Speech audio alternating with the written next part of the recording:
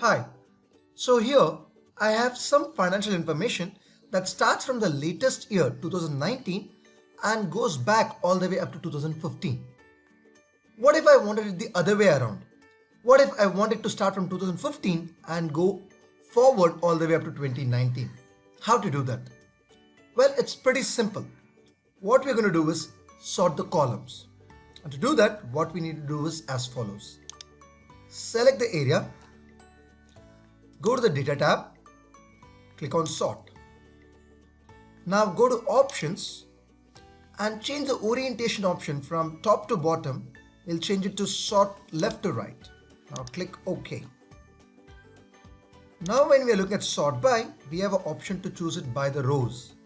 Now our years are mentioned in row 4. So let me choose row 4 here. And we wanted to start from the smallest and go all the way up to largest. Now click OK. That's it. Done.